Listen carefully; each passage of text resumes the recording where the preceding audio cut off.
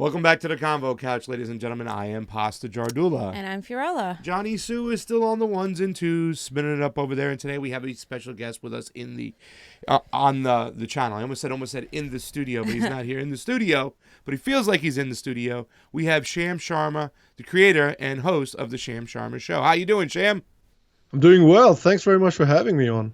I like your Arsenal hat over there. You didn't know you were an Arsenal fan. Oh, thank you much. I'm doomed to my, to the mediocrity of this club now. Home is where the heart is. So I'm just stuck with the pain and the disappointment of the past decade.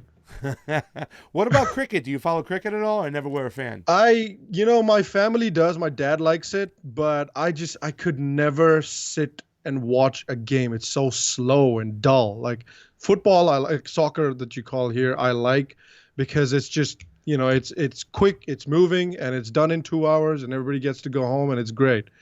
And that's why my favorite two sports are football and rugby. So slower sports, when people just sit around for a long time, I can't handle that. You haven't got into baseball yet? What's wrong with you? Oh God, I went and watched a Cubs game. And I was trying to be a good sport because, somebody took me along, and I wanted to be, a gracious person. And I liked it. I liked it for what it is. I love the atmosphere. I love the atmosphere for baseball games, but the sport isn't really for me.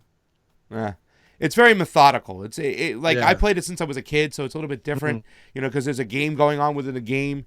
The pitcher, how you pitch a batter, that, really makes how everybody, if you're really not deep into it, it's kind of boring. All you can do is play a bunch of It's the same thing with cricket, games. right? Like if you know anything about test cricket, like it goes for 5 days and it's very methodical and there's a lot of strategy involved and you play it a certain way.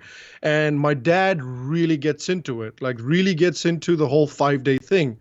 So I completely understand where people come from when they say they love it because they like the strategy and all that stuff, but for me it's more of a hit somebody and get some stuff done. You might like American football.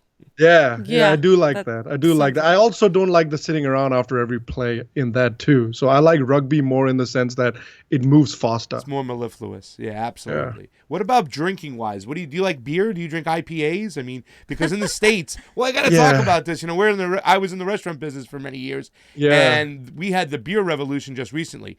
Years ago, we had the wine revolution. Recently, we've had the craft cocktail and the beer revolution, where it wasn't so much about import or domestic, it was like IPAs and Pilsners and whatnot.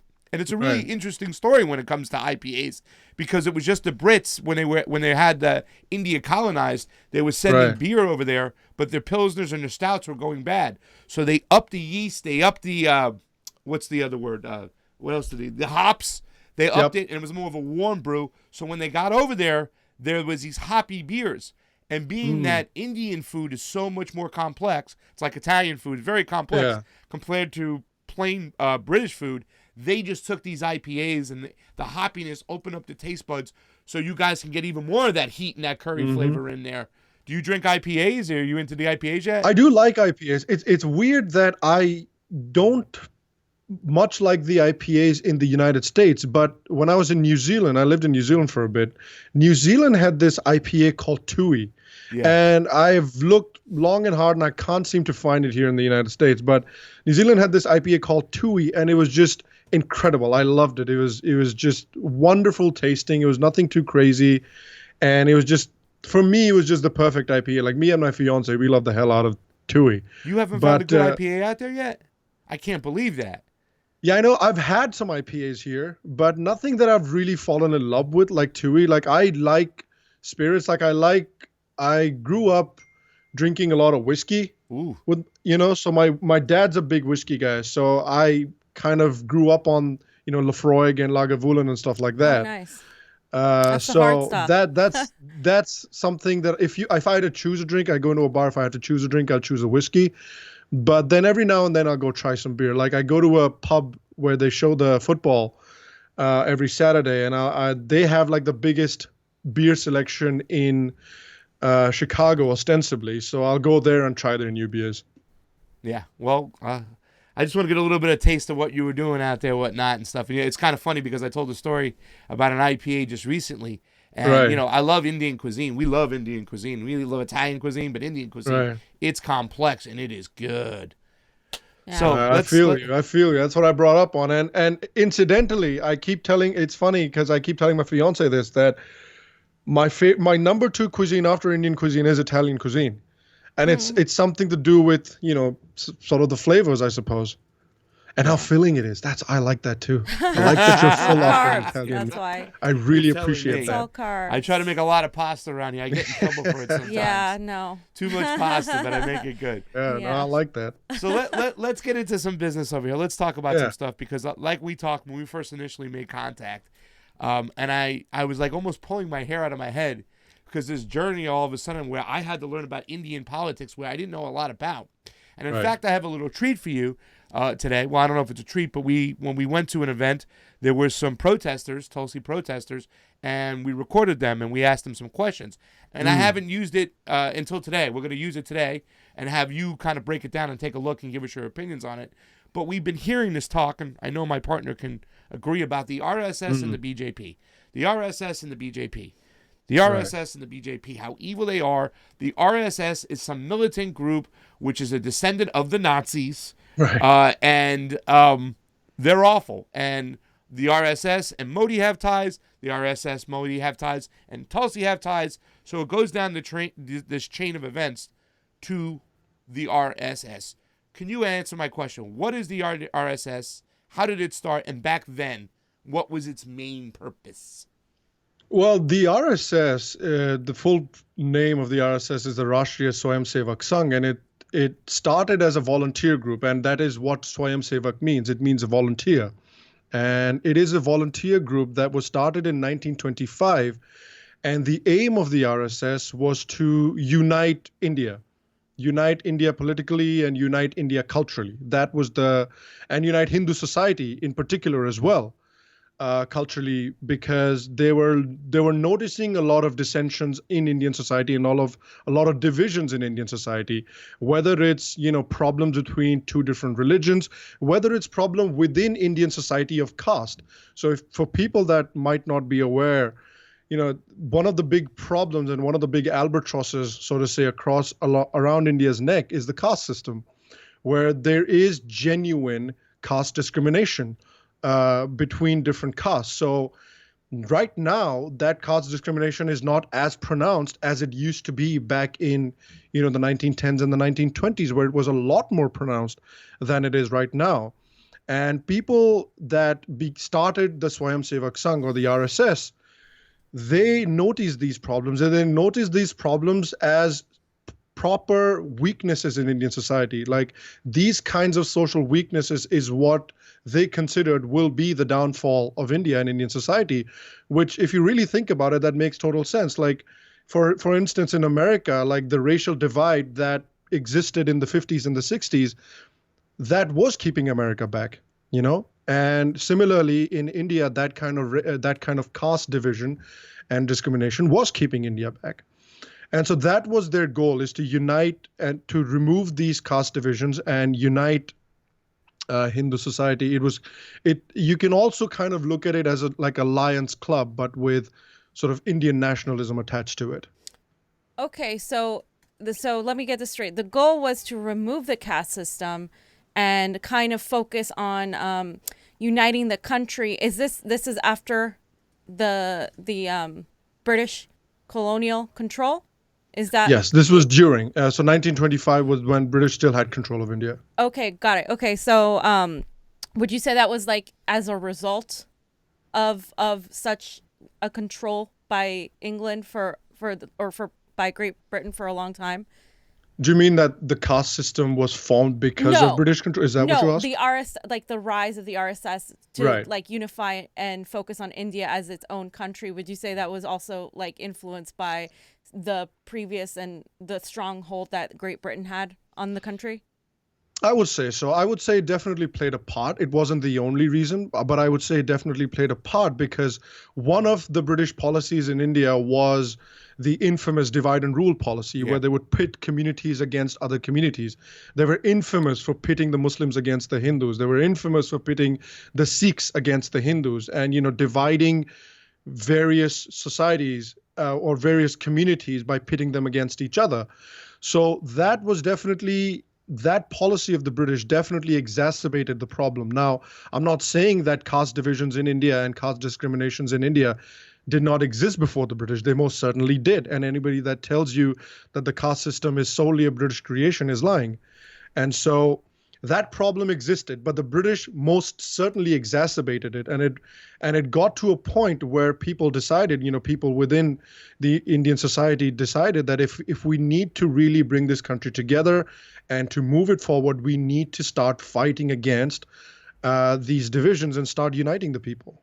Well, the RSS, was it just solely about uniting Hindus within the country? Where did it leave the Muslims and the Sikhs and other minorities in the groups? Did the RSS include them in their plan? Definitely, yeah. The initial thrust of the RSS when it was formed in 1925, the initial thrust of the RSS was to unite Hindu society. But the people that formed the RSS, the quote-unquote ideologues of the RSS, they initially did have sort of what you would consider as anti-Muslim views. They did not view the Muslim society or the Muslim community very favorably because of the problems that had historically existed between the Hindu society and Muslim societies in India. And this is not just, this is not a small problem. This is a problem that has existed for several centuries in India. And so, yes, initially it is true that they did not have the most favorable view. But, as the RSS has developed, they have come out and very clearly stated, even within the first 10, 15 years of the RSS's formation, they said, Indian society cannot exist without the Muslims. They are as much part of the fabric of Indian society as Hindus are. Whether we like it or not, that is the reality. So the way to move forward for India is to include the Muslims and the Christians and everybody else into this nationalistic fold. That is the only way the RS or the Indian society can progress. And one of the great examples of how the sort of RSS thinking has evolved on this is, so the RSS Sarsang Chalak, which is the RSS, the leader of the RSS, they give a speech every year on Vijay Dashmi, which is a very major Indian festival. So they give a speech on every Vijay Dashmi, and only just a few weeks ago, the current RSS Sarsang Chalak has given a speech on Vijay Dashmi. His name is Mohan Bhagwat. And you can look up that speech too. And I encourage your listeners to really go and watch the speech for themselves and not just take my word for it. And if you look at that speech, you really understand what the RSS's goal is, because he comes out in his speech and he emphatically says that this society cannot exist without Muslims. The Muslims of this country are as much sons and daughters of the soil as the Hindus are. So for Indian society to move forward, we have to include Muslims and we have to foster better understanding and better partnership with the Muslims. He comes out and speaks about, the rights of the LGBTQ communities. He comes out and speaks about how Indianness or Hinduness, as he defines it, does not mean Hindu culture. So for the RSS and for Indians in general, I'm sorry about the rambling answer, but for the RSS and for Indians in general, for Indian culture in general, when they use the word Indianness or Hinduness, it doesn't just denote the Hindu religion. It has a geographical and a cultural meaning attached to it as well. It's kind of like using the term Jewish. It's got a bit of a geographical and a cultural meaning attached to it too.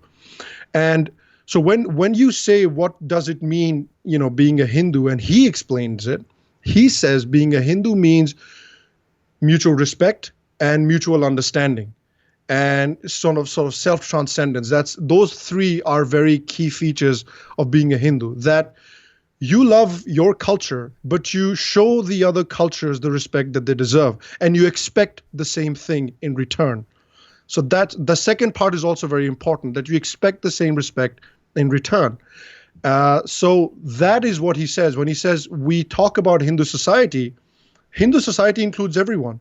So as long as you believe what you believe and you respect my beliefs and you respect my culture and you show me the respect that I show you, you're a Hindu, you're part of this culture. That is all he says. So that is the current thinking of the RSS and how the RSS has sort of evolved over the years.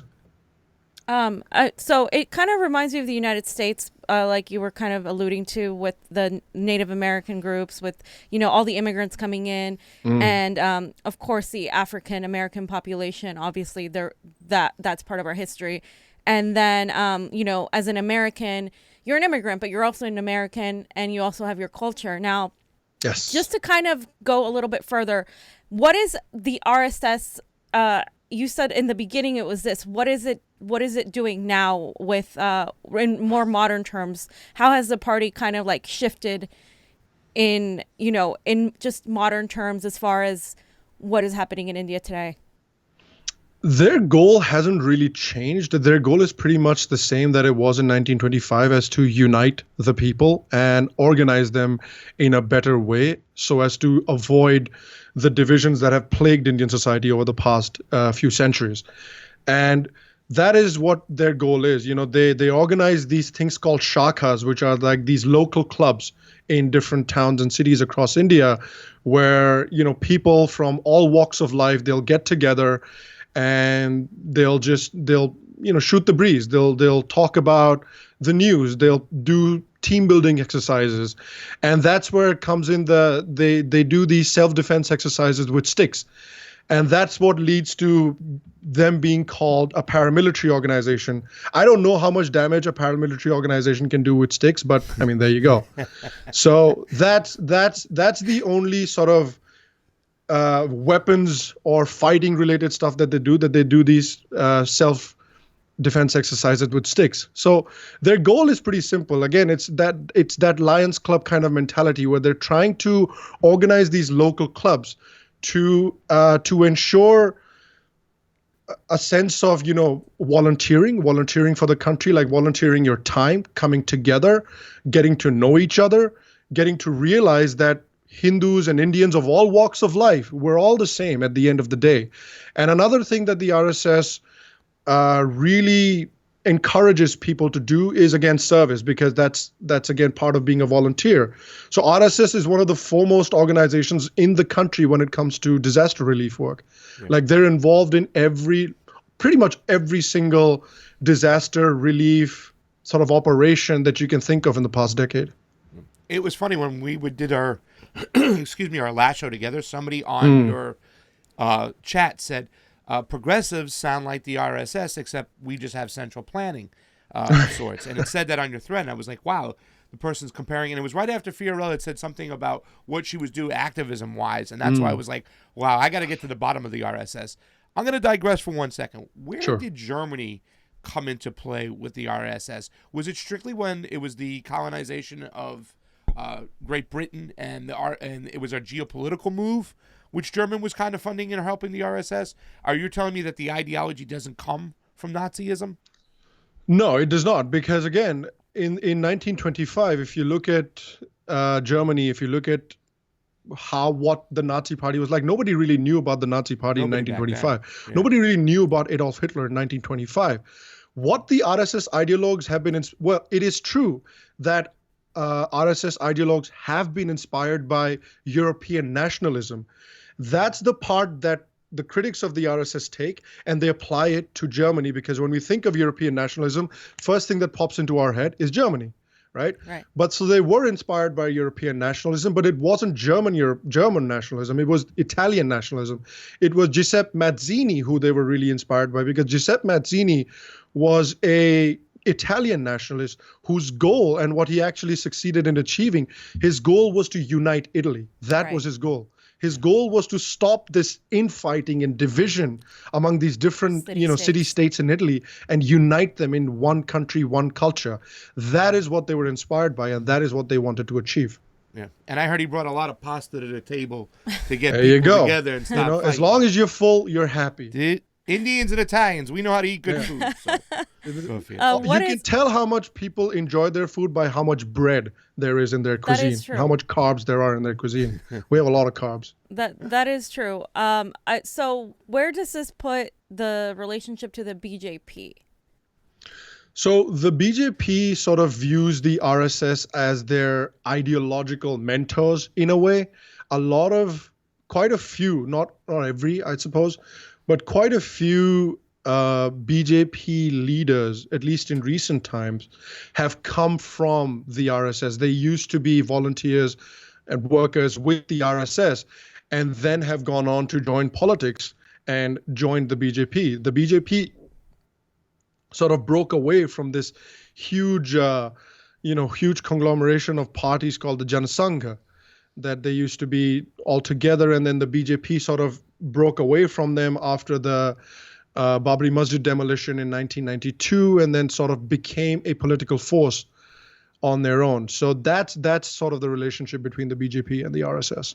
So you'd say they're kind of like a son or daughter creation? Not the BJP per se, but a lot of BJP leaders do come from the RSS.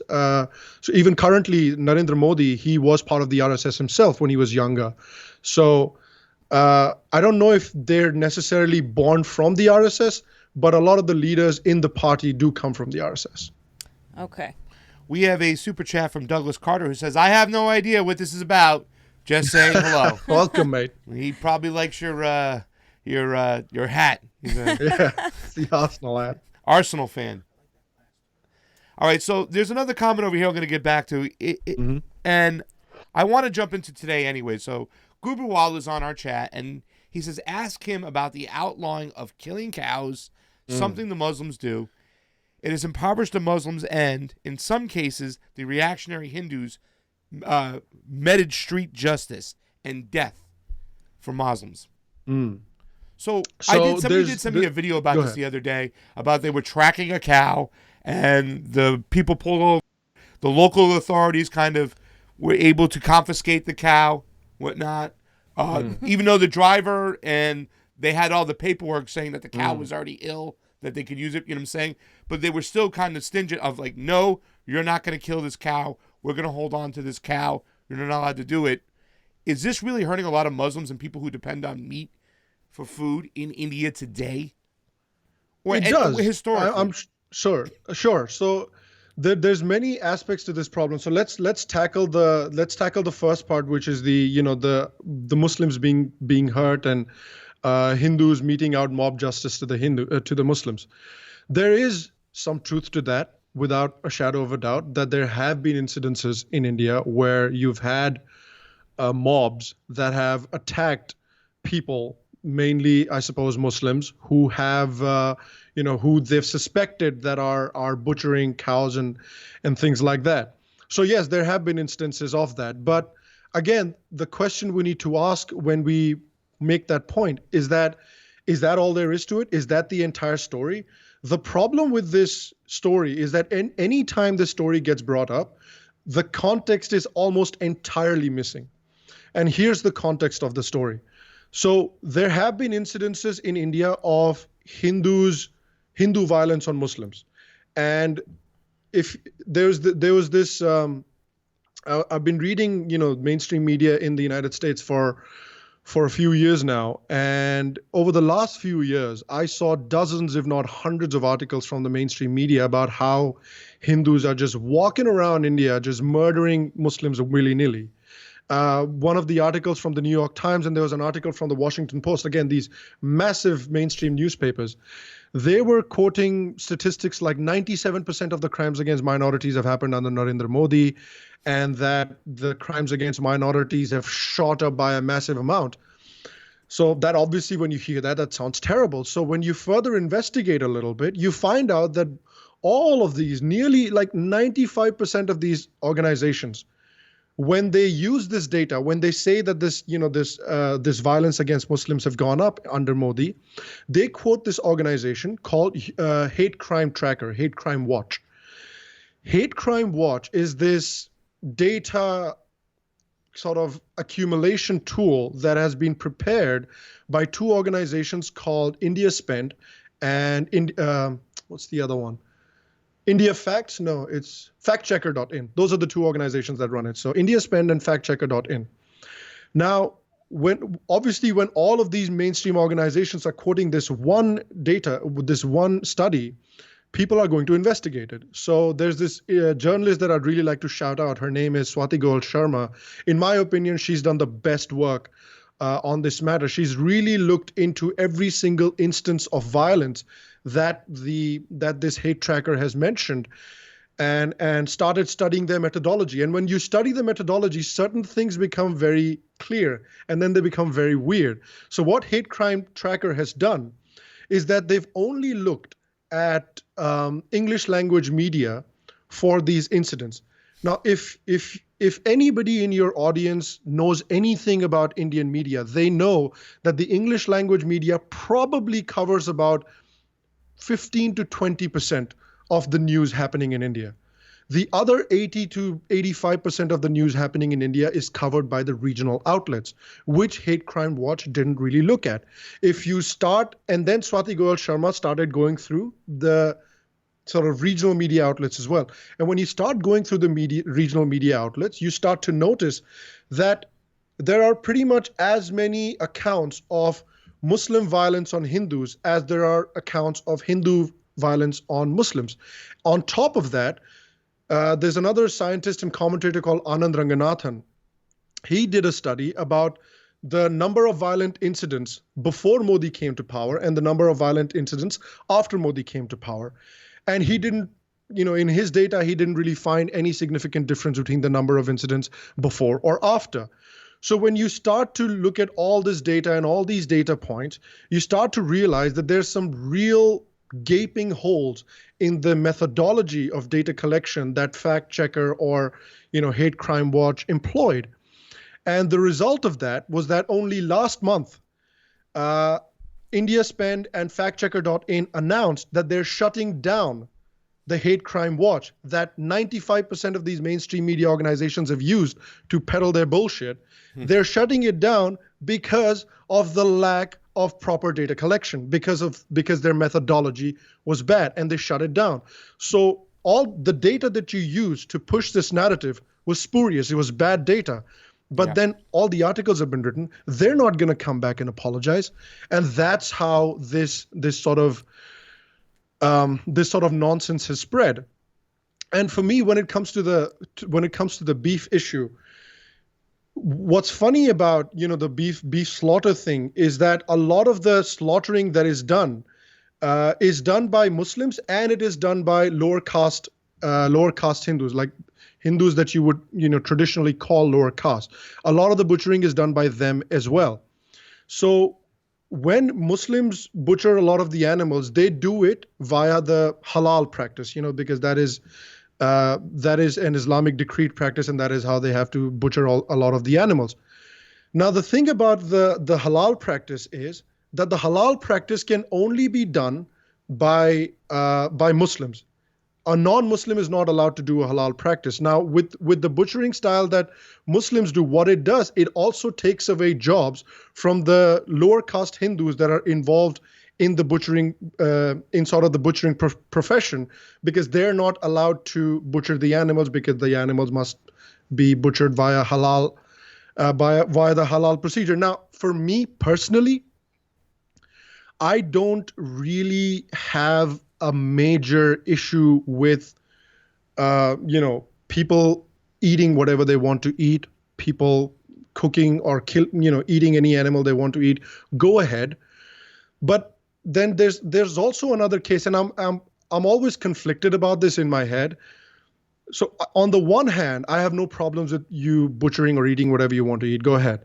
On the other hand, I've had people that have made the case to me recently, and they've said, in America, there are laws against killing of certain animals. There are laws against killing of, dogs and cats, I believe, or something like that. It's a crime to kill those animals, because Americans hold these animals in very high regard. They have a lot of love for these animals, and they do not want these animals to suffer and die like that. And we Indians feel that way about cows. So why is it such a huge problem? If Americans can have these laws about cats and dogs, why can't we have these laws about cows who we regard with such deep love and respect? And that's a good point. I don't really have an answer for that.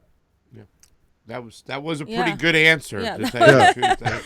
I didn't. They say I'm opening up a can of worms. I just opened up a can of beef over there. And, wow. Sorry. Go ahead. Did you read the super chat? Oh, I have a super chat contribution. So sorry. I want to say thank you to Baumag803. Keep up the good work. And Goober Walla's got a lot of opinions on our chat. Goober, we're gonna get opposing sides all the time, and we're gonna talk to everybody.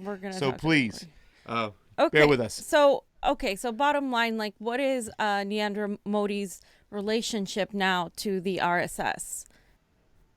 From your point, it's nominal in the sense that he respects the RSS because he was part of the RSS. So I don't know if there's like any kind of a working relationship, but I mean, there's obviously a lot of mutual respect there. So, but he's part of the BJP. Yes. Okay. So that doesn't automatically mean, because in America, what you have is people conflating the two. Oh, right. Modi is part of the BJP and the RSS, like they're like one unit. They say a wing. Right. Right. And so they put that unit as being like, the Hindu fascist. I kind of want to just go on that. Where are we getting this idea of a Hindu fascism? Like, is that a thing? Is that an actual word that people use over there? Or is that something that is more, like you said, created by a lot of the biased media that we get here, by the Washington Post, the New York Times, etc. Right. I mean, in my opinion, it is largely a media creation. Now, that is not to discount that there can be individual Hindus or individual organizations within India that have these kind of beliefs. When I produce videos, when I put them out, when I make a post on Twitter, every now and then I'll see some guy who's just like, we need to get these Muslims out of the country and we need to make this a Hindu country. So I'm not discounting at all that there are real people and maybe some real organizations out there that have these aspirations. And I do not agree with those people. If that's not clear already watching my videos, let me make it abundantly clear today that I do not agree with those people. Muslims have just as much a right to India. Indian Muslims have just as much a right to India as Indian Hindus do. So that's that. But other than that, if you look at the policies of the BJP, if you look at the various statements made by RSS over the decades, you will not find any evidence in there of them saying that this country needs to be for Hindus only and get rid of the Muslims, get them out of here. Like, again, I gave you an example, and I would recommend people who think that I'm lying, that they go check out the speech of Mohan Bhagwat. Just search Mohan Bhagwat Vijay Dashami speech on YouTube, and that should be the first thing that pops up. And it's an hour-long speech, so it won't take up too much of your time, and it'll give you, and that's straight from the horse's mouth. That's the leader of the RSS, and you'll get a very good idea of how RSS views India, how RSS views Hindus and Muslims and their relationship. And again, I already told you what Mohan Bhagwat said, so I don't need to repeat it. But again, with the BJP as well, that is also very similar to what their belief is. Their belief is that it's okay to have pride in your culture. It's okay to have pride in your heritage. There's nothing wrong with that. But at the same time, this country belongs to all of us. This country belongs to the Muslims, to the Hindus. And if you look at one of the best ways of looking at it is look at some of the flagship policies of the Modi government over the past 5 years. You can say that maybe on the economic front, Modi hasn't done as well as a lot of people would like him to. And there's some economic struggles in India right now. I think that's a fair point.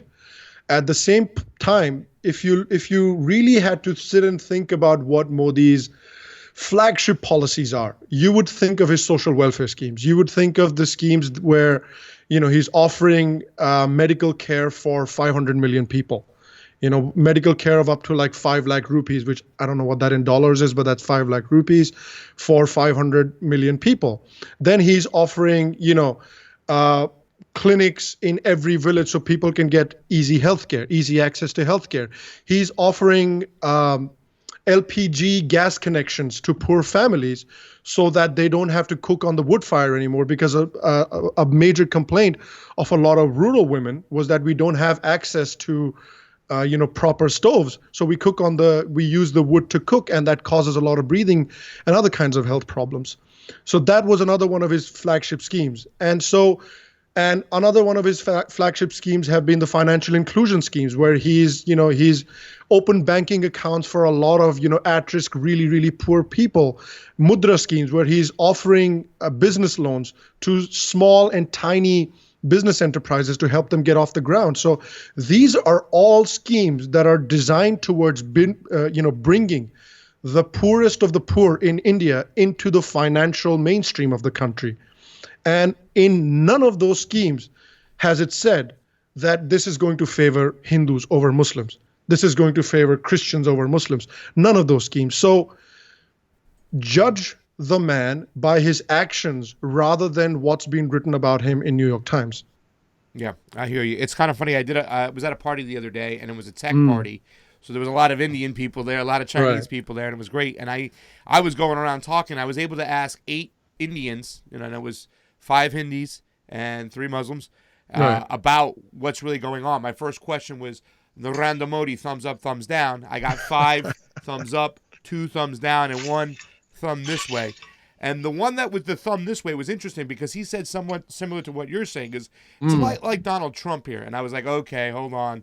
He says, the rich people are making money. Like, things are kicking good in Mumbai, but necessarily all around the country, things aren't doing so well for poor and middle class people there. Can you give a little bit of opinions about that? And I almost think that if you look at the BJP, again, if you look at BJP's flagship policies, you would be very hard pressed to distinguish them from Bernie's flagship policies. You really would. I would recommend everybody go check out BJP's economic policies and go check out BJP's economic plans, and you really struggle to separate them from like progressive economic plans. Like, people call BJP a right-wing party.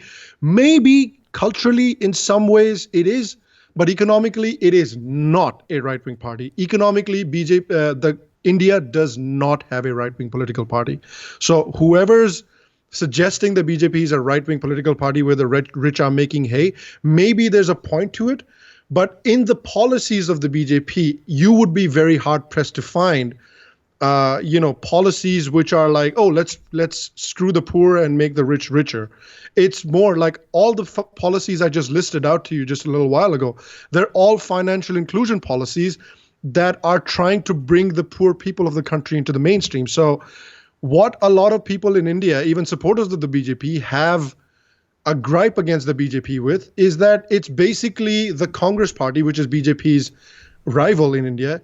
It's basically, economically, it's the Congress party, but with nationalism. That's how they describe BJP a lot of times. I'm sorry, Pasta, I'm going to digress. But what do you say about the relationship, the positive relationship that Modi seems to have, at least from the Western point of view, with Netanyahu, with Donald Trump, with other nationalist sort of right-wing leaders? Netanyahu's policies of pretty much extermination of the Palestinians cannot be denied. What do you say about that relationship, like, between them? Because people see that here and they're like, oh, okay, I'm going to put them over here, and they're all the same over here. Well, what's funny about, see, that's another part that I think is funny about even Indian and Western criticism of Modi, because the man has points that you can criticize him on, but this is not one of them. Because if you say that, oh, okay, Modi has a close relationship with Donald Trump and Netanyahu, I will say that Modi probably has a closer relationship with Mohammed bin Salman of Saudi Arabia. He has a very close relationship with the Emir of the UAE. He has a very close relationship with, these quote unquote Islamic countries. I mean, India was able to organize something which has never happened before, which is they were able to use Saudi airspace to fly a plane from India to Israel, which Saudi Arabia never allows. Like, no plane is flying over Saudi airspace to go to Israel.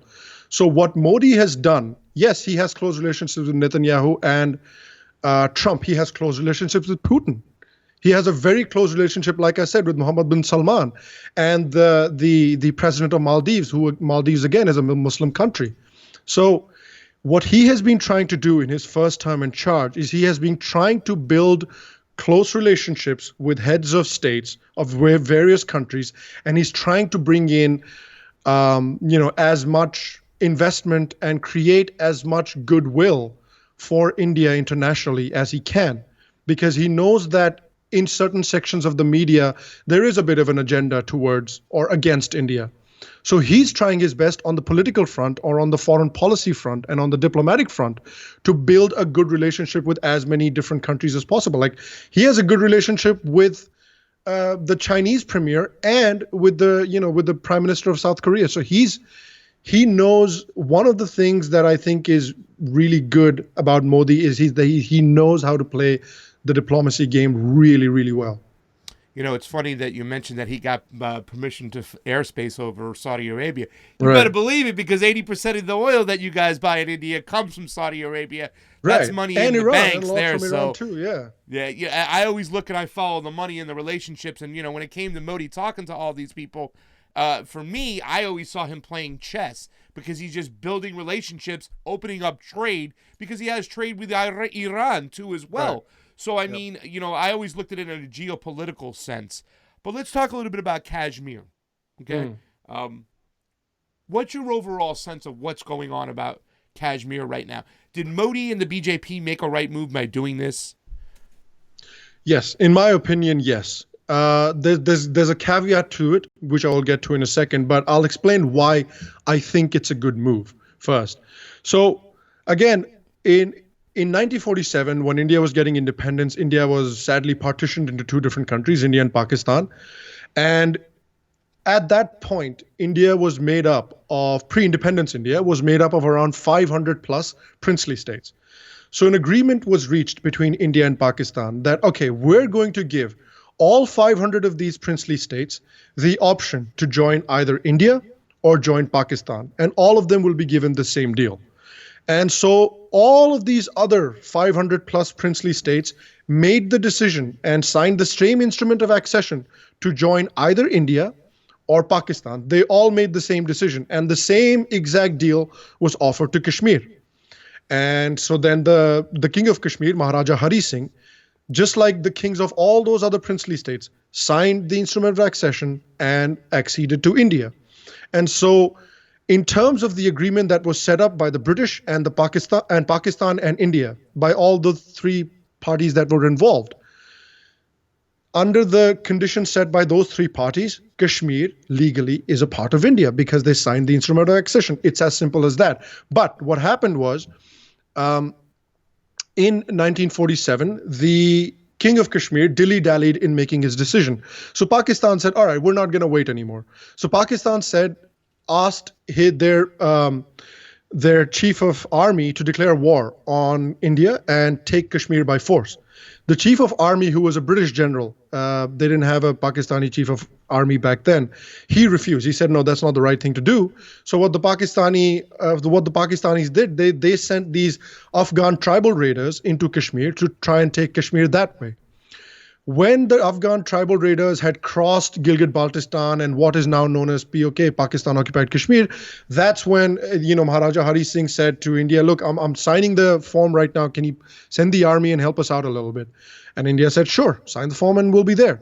And so they went up there, and what Nehru did, who was the then Prime Minister of India, in my opinion, he made a big blunder where the army was ready to push the Afghan raiders out of Kashmir entirely.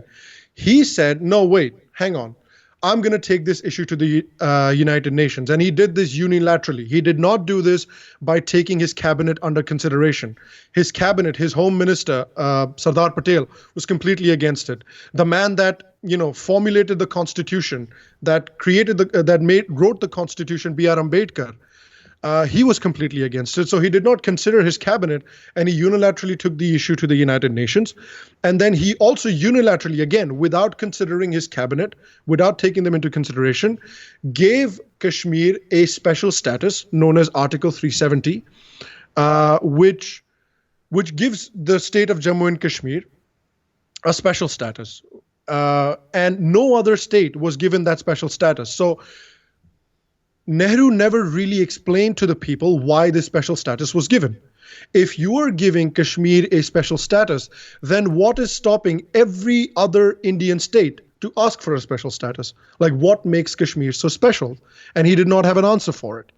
And so this and this was also inserted into the constitution via a presidential order. This is important to remember, because there was no vote in the parliament about, hey, we're going to create this new section of the constitution, and this is what the people want, and this is what we're going to vote on. That did not happen. This was inserted into the constitution with a presidential order. So that is why for the longest time it was considered a very unconstitutional measure, and then Article 35A was added on top of that. Now, under Article 370 and under Article 35A, the people of Kashmir get certain rights and privileges that are more than the rest of India gets. So, for example, if you are a non-Kashmiri living in Kashmir, you cannot get a job with the Kashmir state government, because those are pretty much the only kind of decent jobs available there are the government jobs in Kashmir. If you are a non-Kashmiri living in Kashmir, you cannot work for the government. You cannot buy property in Kashmir if you are a non-Kashmiri living in Kashmir. If you are a Kashmiri woman, if you're a Kashmiri man and you decide to marry a non-Kashmiri woman, you will not lose your inheritance rights. You will not lose your property. You can pass on your property to your half Kashmiri, half non-Kashmiri kid. But if you're a Kashmiri woman, and if you want to marry a non-Kashmiri man, then you lose all your inheritance rights. Then you cannot pass on your family property onto your child because you married a non-Kashmiri man. Also, last year, India decriminalized homosexuality throughout the country. But in Kashmir, under Article 370, homosexuality would still be a crime. And so there's this incredible case of the Valmiki community, who are traditionally the lower caste communities in India, traditionally a very disenfranchised community. They were brought into Kashmir in the 50s, in the middle to late 50s, to do manual scavenging work and to do manual labor, because the Kashmiris did not want to do that work. So they said, hey, you people, you guys need some jobs, come and do all the manual work, clean out our sewers, take out our garbage, and you can live in Kashmir.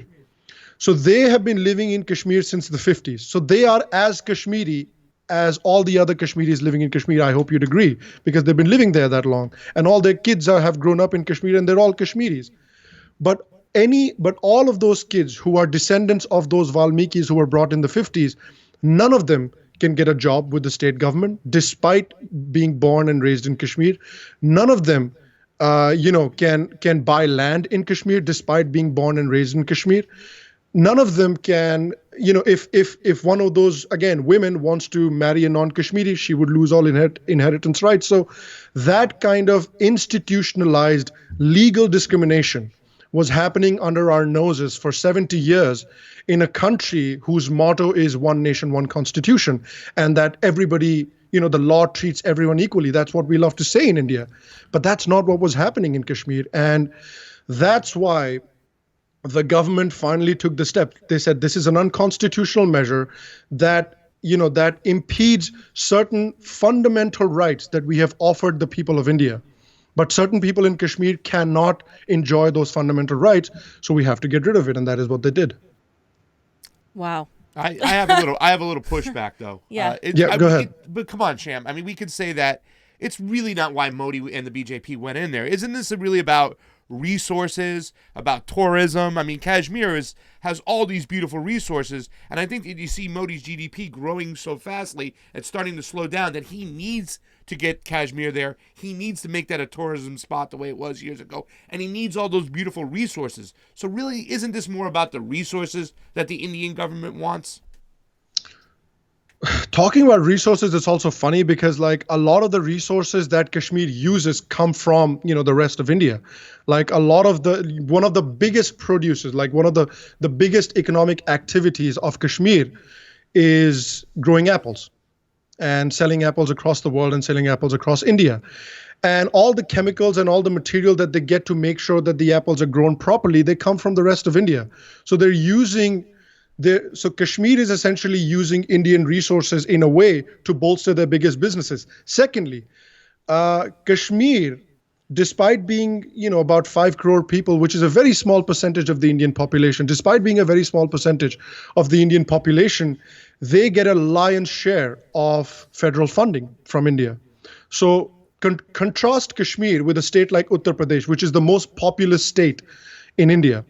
Uttar Pradesh gets a fraction of the federal funding that Kashmir gets. Kashmir gets like 10 times the federal funding that Kashmir gets. So I think it's fair to say that rather than trying to take resources, India has been spending an inordinate amount of resources to make sure that Kashmir stays afloat. Because, sadly, the economic activity in Kashmir is non-existent because any business doesn't want to go and set up shop there because they can't buy land.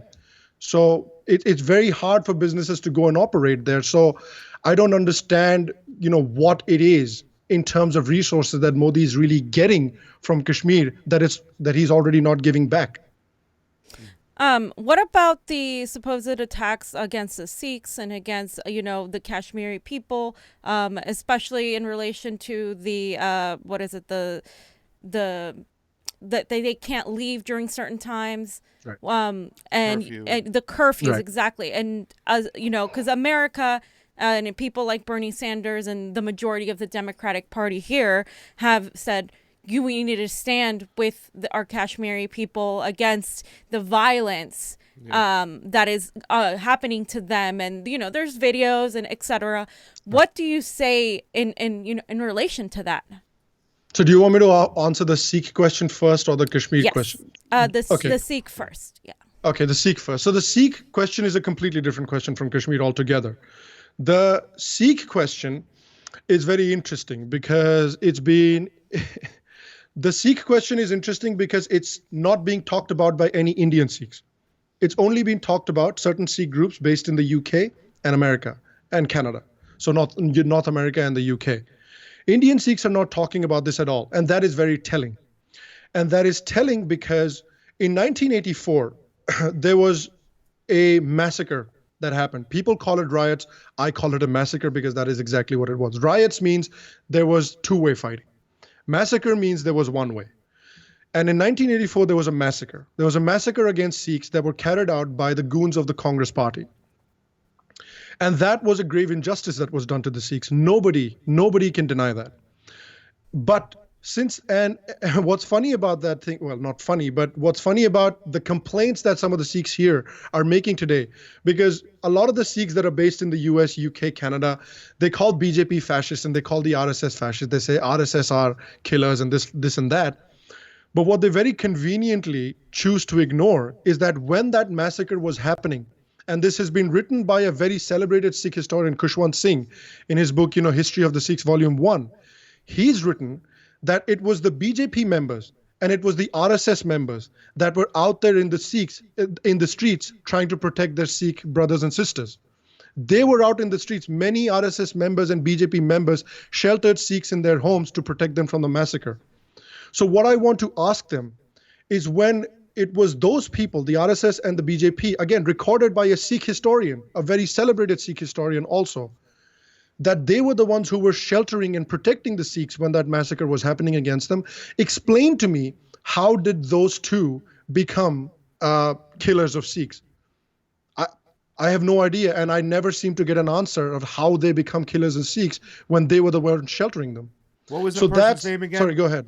What was that person's name again? I want to look more into this Singh, here. KHUSHWANT,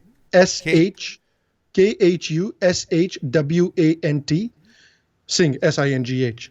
All right. So I want to look more. This is in 1984, you're saying, right? 1984, yeah. I would like to look more into this guy. This is the first time I'm hearing of this, whatnot, and I want to see. I'm sure there should be some documentation, maybe some pictures of RSS I'd recommend read the book, History of the Sikhs. I mean, it has a very detailed account of, the massacre. Okay. Yeah. And then as far as the second question. So just to complete the Sikh point, and since then, if you look at the Sikh society in India, Sikh societies have not been treated any differently in India than either the Muslims or the Hindus or any other culture. And a very good example of that is you look at Sikh participation in Indian social life, in Indian political life, in Indian military life. Sikhs are at the forefront of every field. Sikhs are business owners. Some of the biggest millionaires and billionaires in India are Sikhs. They join the army in a large number because they love their country. I mean, you could say that Sikhs disproportionately join the army more than a lot of other communities because they love the country. They want to defend it. Thirdly, I mean, you look at political life. A Sikh was the Prime Minister of India for 10 years. So there is no discrimination against the Sikhs that they face in India since then. The Indian society and Indian polity has gone a long way in making sure that Sikhs feel safe and accommodated in India, which is why when it comes to the whole Sikh rights, independent Sikh nation nonsense, you don't hear that in India. You hear that overseas. And there's a reason for that. Okay. And as far as the Kashmiri. Right. Sorry, Kashmir. Sorry. And so so much. So sorry. So coming to the Kashmir part. So then what happened was once the government removed Article 370. Essentially, they made it inoperable. They didn't remove it, but they used essentially the Constitution to make the article inoperable. And what has happened since then is that while they were going to do it, they moved some troops into the area and they imposed a curfew on the state. And initially, I also supported this because one thing we need to understand is that we cannot treat Kashmir as any other state in India or as a Texas or a Michigan. Kashmir is a very unique state in the sense that Kashmir for the longest time has had a horrible terrorism problem. Last year, in 2018, for instance, in 2017, according to the Lok Sabha, which is the lower house of the parliament, and according to individual analysis done by Times of India, which is a very mainstream newspaper, according to them, there were over 400 terror attacks in Kashmir in 2017. That is more than one a day. In 2018, again, according to Lok Sabha and the Times of India, there were somewhere between 400 and 600 terror attacks in Jammu and Kashmir a year. There is nothing even compared to that anywhere in the rest of India. This is a state where innocent Kashmiri Hindus and Muslims were being murdered for terrorists for not agreeing with what they had to do. The terrorists and the separatists, they were the ones making hay while Article 370 was in place, because 370 essentially only helped them. It completely disenfranchised the Hindus. It completely disenfranchised the Sikhs. It completely disenfranchised Kashmiri women. It completely disenfranchised LGBTQ people. It completely disenfranchised even Shia Muslims. So what a lot of people don't realize is that the eastern part of the state of Jammu and Kashmir is called Ladakh. And Ladakh has a population of about 46% or something like that Shia Muslims. And it completely disenfranchised the Shia Muslims as well. They're Muslims too. It completely disenfranchised them. The Shia Muslims in Ladakh have been asking for a separate state, like to be removed from Kashmir, so they can have some control over their destiny for the past 40 years. And so the only people that were making hay were the separatists and the terrorists. Their kids are studying in universities abroad, while Kashmiri kids don't have a school to go to because the terrorists keep blowing up the schools. Their children are living in Australia in multi-million-dollar mansions, while the ordinary Kashmiri doesn't have food to eat.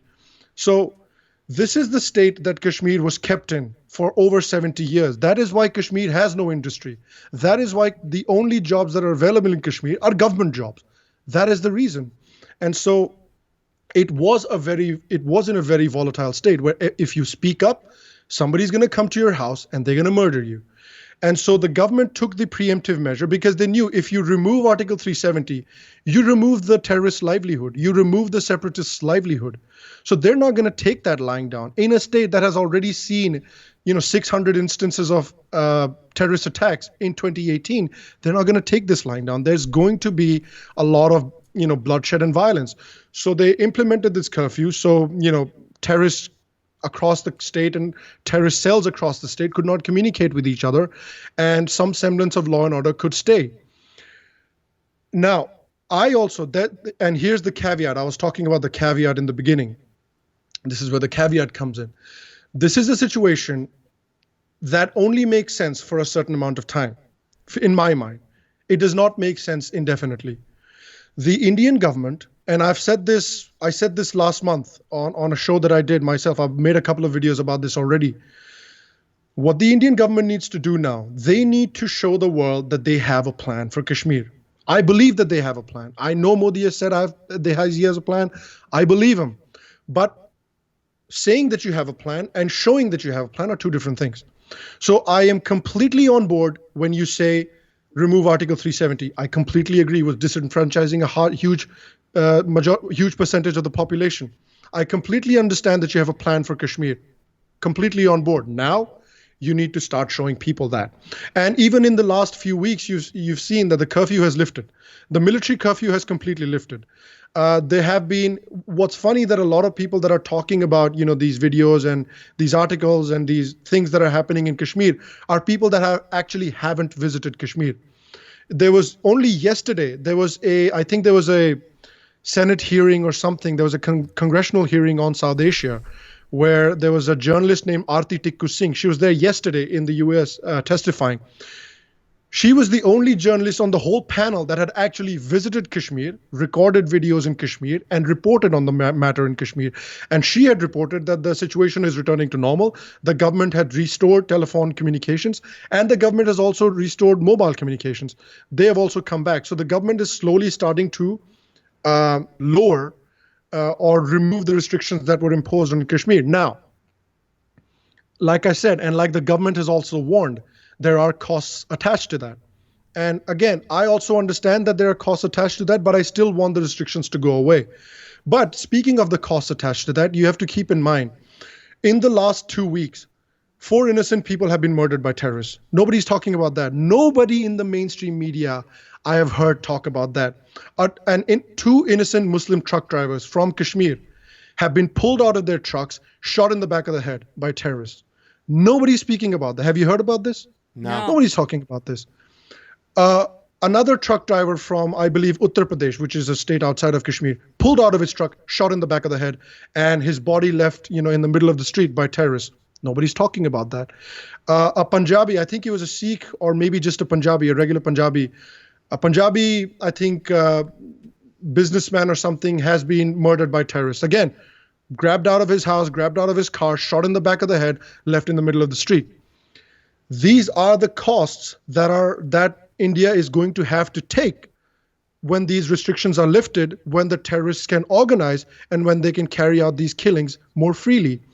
Now, I understand that we cannot keep these restrictions indefinitely. That is inhuman. I completely understand. And I completely agree with the people there. But the people have to meet me halfway, and they have to meet India halfway. And they have to say that the terrorism problem is real. That they have to say that these 4 people who have been murdered in cold blood by these terrorists, somebody has to weep for them as well. Their families are not going to get their fathers back. So we have to worry about those people too. And that is not what I'm seeing from the mainstream media at all. Yeah. When you say terrorist, is there a particular group that you're linking, whatnot? I mean, there are quite a few. So in Kashmir, there are quite a few groups that operate there. There's Hizbul Mujahideen. There is Lashkar-e-Taiba. Sorry? The Mujahideen, you said? The Hizbul Mujahideen, you're right. So there's a Hizbul Mujahideen, again, whose leader lives in Pakistan, operates from Pakistan. There's Jaish-e-Mohammed, whose leader, Masood Azhar, lives in Pakistan, operates from Pakistan. There are many groups operating in Kashmir whose leaders and whose operational network lives in Pakistan. In fact, Jaish-e-Mohammed's leader, what's his name? I forgot his name, but I know it. It's just here, but it's just not going to come to me right now. But he not only lives in Pakistan freely, but he formed a political party. This is the leader of a terrorist organization, formed a political party, contested in the national elections in Pakistan in the elections that just went by. In fact, the Pakistani government just lobbied the Financial Action Task Force and lobbied the United Nations to allow the Pakistani government to pay his pension. The Pakistani government, in case you thought you heard me wrong, is paying the pensions of a UN and a United States designated terrorist. The United States has a 10 lakh rupee bounty on this guy's head. And the Pakistani government is paying its pension. Nobody seems to be questioning any of that. It's all about, oh, look how bad Modi is. Right. No, I was just gonna say I do believe that there's a sort of historical contention with Pakistan, because I've seen the majority of people who hail from Pakistan and who are Pakistani have this very like anti-Modi view, and then a lot of my Indian friends here are like, well, the story is very complex. It's ongoing. This isn't just happening now in Kashmir. This has been going on forever. I'm not quite sure what is the difference. So what is the solution in your opinion? Because a lot of people are pushing for Kashmir to be its own state, and then some other people are saying that that's never going to happen. Right. Well, yeah, that's not going to happen, because that was not the agreement made between the three parties that were involved at the time of partition. Because if that happens, then, well, let every state be independent, right? Break up India into 28 different countries, break up Pakistan into however many different countries, essentially. But so that's not a realistic solution, really. The solution at the end of the day, at least the short-term solution, long-term solutions could be a lot. Long-term solutions, in my opinion, is the state of Jammu and Kashmir, again, return to India. The part that is occupied by Pakistan, return to India. The short-term solution, in my opinion, is that the Indian government needs to start working at getting Kashmir back to normal, getting jobs up, getting industries back up in Kashmir, getting the tourism industry up. Help Kashmir and Kashmiris get out of this rut of terror and death. Help them get out. Like what a lot of people also don't realize, and a lot of people that support my point of view also don't realize, that some of the biggest victims of this rut that Kashmir has been in are Kashmiri people that live there in Kashmir. Yeah. Normal Kashmiri people that just want to get on with their lives, just want to put food on their table. They have nothing to look forward to. So once their lives are better, once some sort of industry comes to Kashmir, once jobs picks up, once money starts coming into the state, things will improve naturally. So I think what the government now, at least in the short term, needs to focus on is just helping Kashmir and the people of Kashmir get back up on their feet. Do you see a way forward for India and Pakistan? Because there's a lot of reports out here that Imran Khan, who's your father's favorite cricket player at one point, has wanted to talk to Modi, has wanted to sit down with Modi, but it's been the Modi government that's kind of given the stiff arm to the Pakistani and Imran Khan government. What do you have to say to that? Well, it's like this. So Imran Khan says, I want to talk to you. Imran Khan says, I want to reach a solution. This is what he comes and says in the public sphere. And then 2 weeks later, Pakistani-backed terrorists come into Kashmir and murder, innocent civilians and innocent security forces. Then Imran Khan comes out and says, look, I want peace. I just want to talk. I just want peace. I just want bhaichara and, brotherhood and all of that fun stuff. 2 weeks after that, Pakistan-backed militants come into, there was a horrible attack on an army base recently in India as well, where over 20 army personnel lost their lives. And so, I would switch the question over to a lot of Americans, not just you guys, but like Americans in general. If there was a nation, if Mexico, for example, if Mexico's president says, I just want to talk, but the Mexican government was helping people come, like terrorists. I'm not making an anti-immigration argument. I'm just saying terrorists. It was helping terrorists come into America and murder American civilians and American security forces. And then these groups take responsibility for it. Yes, we did it. We're very proud of it. What would you do? Like, there has to be what Modi is saying to Imran Khan. He says, look, we will talk. We will talk all day. We will talk all night. We will talk all sorts of stuff. We will talk movies. We will talk politics. We'll talk comedy if you like. But the only way that these talks can move forward is if militants that are supported by the Pakistani army and Pakistani-based terrorist groups stop coming to India and stop taking Indian lives. That is the only way talks can move forward. We cannot talk if my people are dying. Yeah, but aren't these groups more taking their step from Saudi Arabia rather than Imran Khan government? I mean, he can't control every single terrorist group that's going on there right now in Pakistan, can he? Not Imran Khan, but the army does. I mean, there have been clear links. There are reports from the FBI that the Pakistani army and the terrorist groups that are operating in Pakistan have close links to each other and are often work in tandem. You look at the Haqqani network that is based in Pakistan, works out of Pakistan. It is a wanted group by America. How is it able to elude America so easily? It is because, and how are they able to exist in Pakistan so easily? It will not be able to if it did not have some kind of support from the army. A US designated and a UN designated terrorist, Hafiz Saeed, that's his name. A UN designated and a US designated terrorist, Hafiz Saeed, cannot form a political party and run in the national elections and get a pension from the Pakistani government if he does not have some kind of support from the Pakistani army. Masood Azhar from the Jaish-e-Mohammed, he cannot move around freely in Pakistan if he does not have some kind of support from the Pakistani army. I'm just saying, like, if you think about a wanted terrorist moving about freely in the United States, you can't even imagine that. But that happens in Pakistan. I know, but it's a different situation in Pakistan and whatnot. And I don't think, and just like all these other governments you see in Egypt, the government didn't have control of the army. The army, I mean, it could be very split. And I don't know how much control Imran Khan can get with this deep-rooted problems that these Pakistani generals have. I mean, I don't think he's giving those orders. And I think it would shed some light if he went and spoke with Modi and they spoke, maybe bring more of this to light and then work it from the other end. I think it's unfair for Modi to hold Imran Khan responsible for every single terrorist attack that is coming in and is being funded mainly by Saudi Arabia. I'll say that again too as well. Sure. So sure, you may have a point there. You definitely may have a point there. Yeah. No, you definitely may have a point there. But the problem is, India is in the position of once bitten, twice shy. That's where they are. Like, India has dealt with this over and over and over and over and over again. Every 3 or 4 years, like, none of these prime ministers complete even one full term, and they're removed by the army once they start talking too much.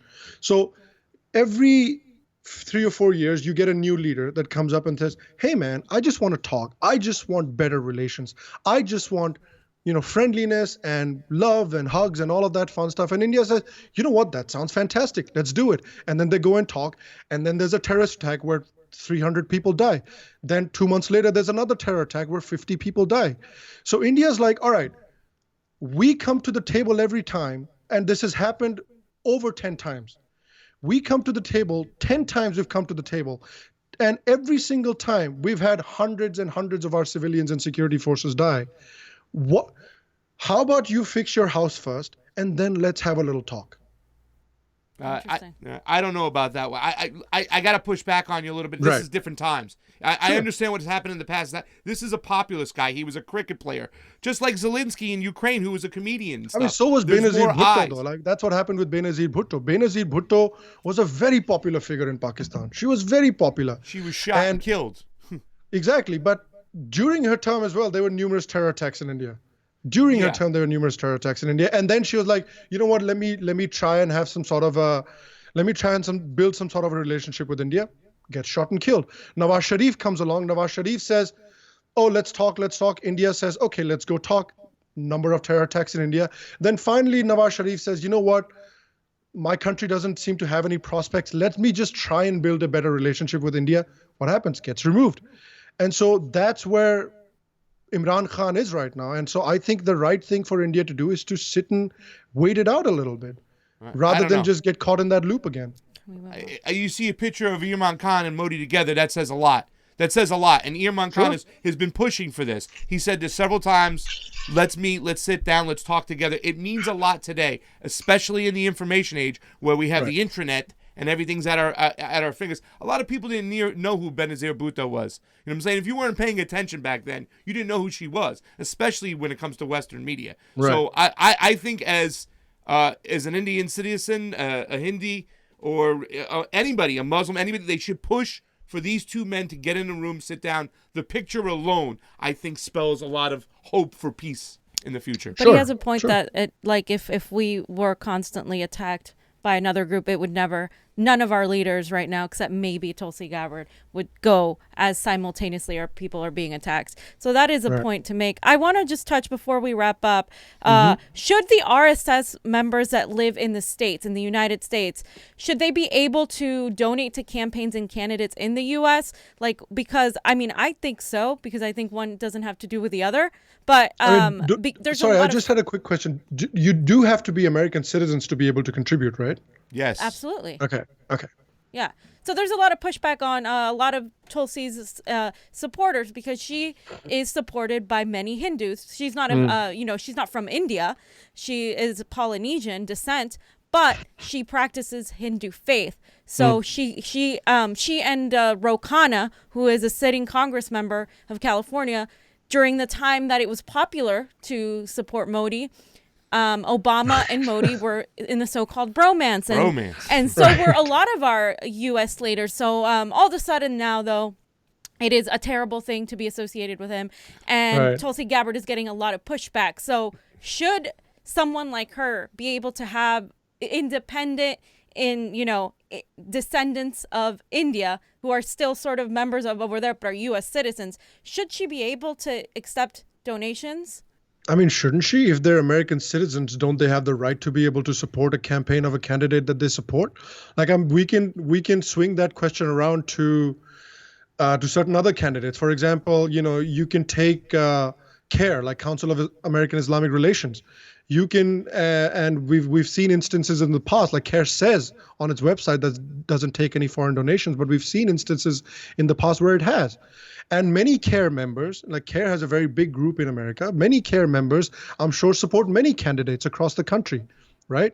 So we don't turn around and say, that's wrong, don't do that. How can a Muslim CARE member support a Democratic candidate? We never ask a question with CARE, but we always turn around and ask questions from Hindus. Right. And that's a pushback. And I agree with that. And I think she's running for president in the United States and these are U.S. citizens. It is not her fault. I haven't seen any direct contribution. Like, remember that part when they were criticizing her when and I saw this on this whole Hillary thing as well. Like when Hillary said something and then Tulsi pushed back. I saw a lot of these blue tick people come out and say, oh, wow, look at this lady speaking against Hillary. Guys, did you know she was supported by David Duke? And I'm like, how is that a point against her? Yeah. How can she control who supports her? She came out and said that I do not want your support. No, thank you. Right? But so how is it her fault that David Duke also came out and said that Ilhan Omar is America's most important politician today. Nobody seems to say anything about that. Yeah, no. But I think Fiorella was making that point when it came to Obama and stuff. Yeah. And I got to tell you, as we wrap this up, that the other day when I did talk to those 8 Indian citizens, 5, yes, 2 no for Modi, halfway. The thing that they all said no about, and really made me excited to have this interview today with you again, is the fair term Hindu fascism? Is that a fair term? They all said no. They said that's all bullshit perpetuated by the Western media, that Hindus, Muslims, Sikhs, Christians, they've been living together in India, and they're not going to take that away from them because they believe that they've been doing this for years, and they're not going to be shunned. And this term, Hindu fascism, is no bueno. Hindus are not going to let that happen. They're not going to let that happen. Their entire culture is based on diversity. Like, the reason... People always ask me here in the United States, like, you guys are crazy, man. You have like 300 million gods and goddesses. I'm like, why do you think? Because we're not scared of diversity. We like it. We embrace it. We welcome it. We said, all right, tell me about your guy. If we like him, we'll add him to our list. It's like, it's like Pokemon cards. We treat spirituality like a supermarket. You go into an aisle and you pick out what you like, and that's it. And you respect the other people and their cards. Yeah. Wow. One other person, Armin, said also, don't forget about the Buddhists who are being suppressed in Kashmir as well. We didn't mention the Buddhists. That's right. That's very true. You got anything else for Sham? No, how do we in the United States, because we have this whole idea right now perpetuated by mainly Western media, but some people also living here of Indian descent. Right. How do we fight this idea that this issue is so black and white. It's like Modi's a Hindu fascist and everything he does is bad. And if you don't stand up against that, you are supporting Hindu fascism. And you're like, how do we fight that? Because we're one of the very few people talking about this. The majority of even independent progressive media have taken the whole, Kashmir needs to be its own state and what Modi's doing is horrible. It's all Modi's fault, everything. How do we fight that narrative? Like, can you give us other references of people to talk to? I mean, we want to hear both sides. Obviously, here we are, that's what we do. But what it seems like to me is that a lot of the information that we are getting is at the very least very one-sided. And it's not surprising because, we hear, for instance, in Venezuela, we got the U.S. is supporting a regime change while the people there don't want us involved. So there's a lot of these things going on. Yeah.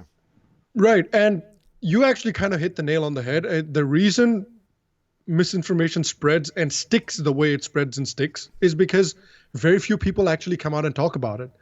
Like, I feel like you're probably the first group of progressives that I've spoken to that have honestly given the other side of the argument the time of day. Generally the argument that I hear is that, oh, this is fascism. All these people in India are animals and Modi is basically Hitler, and, he's running the Nazi party. That's what I hear. I hear equivalents of that. So the best thing that we can do is question them all the way. I'm not saying like go and abuse them. I'm not telling anybody to do that if they're watching here. I'm not telling anybody to do that. But I'm just saying, we ask questions and we have these kinds of conversations much more often. And, with each other, with other progressives, with other people that maybe we share certain ideas with, maybe we don't share certain ideas with. Like, I talk to conservatives too. I talk to you guys, then I talk to conservatives too, so that I can make them understand, both sides of the aisle where I am coming from, and I can understand where they're coming from. That is the only way these kinds of discussions and narratives can be changed in any way, is that if we question it every step of the way and we don't stop talking. Like, we need to have more conversations like these. Why do you think so many Indian Americans are conservative out here? Do you think they are? I feel like the vote for the Indian American vote is up to Donald Trump or Tulsi. Like Tulsi was pretty much put in a position where I think she had to stay away from Modi as much as possible in here. But when I saw Donald Trump do that howdy Modi thing, I just saw him out there pandering for votes. Right. And then you got Senator Cruz over here, the Republican Party that was so anti-India. Then, Modi came along and the trade started opening up and the GDP started coming and they were open for business. Things changed. But to see Donald Trump pandering for that vote, why do you think so many Indians are conservative out here? Well, I actually think that, Ro Khanna came on, I think it was on, he released a statement recently where he said that around 80% of Indian Americans still vote Democrat, and I'm inclined to believe those numbers. Yeah. So I spoke to another sort of foreign policy expert in India, Abhijit, and I'd recommend you talk to him too. He's a really good voice on this matter. Like, he's kind of like one more of those like in the middle guys. He's not right wing, he's not left wing. He just says what he needs to say.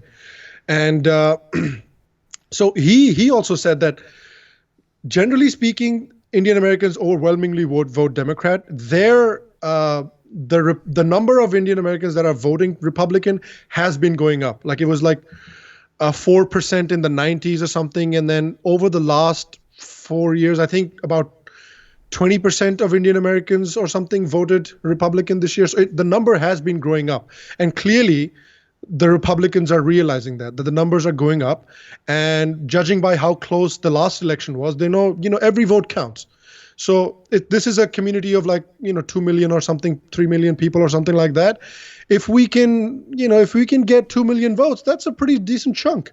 That's nothing to scoff at. So that's what they're going at. They've also noticed that Democrats have sort of laid their bed and are now lying in it when it comes to India and Kashmir and the rhetoric that they're presenting with India and Kashmir. And they're like, man, the iron is hot right now. Like, if there is a time to turn the Indian American vote, it is right now. And Modi sensed it. And so he's like, all right, I'm going to do this howdy Modi thing. I'm going to hang out with Trump. And I'm going to see if the Democrats back off from this nonsense, or if the Democrats are happy to lose the Indian American vote. And it's possible that maybe the Democrats are just like, yeah, screw them. The Democrats have been losing every vote, not just the Indian American vote. I think that's also part of it. I think you're seeing the loss of the Indian American vote because you're also seeing people being pushed away from the Democratic Party because a lot of their very pro-war neoliberal economic type of takes. And I think people outside of America understand that. They have a better understanding. People outside of America have a much better understanding of our government than we have of anything going on. So that's why it's so frustrating when I hear people talk who have never even read anything about India, take some emotional, it is an emotional take.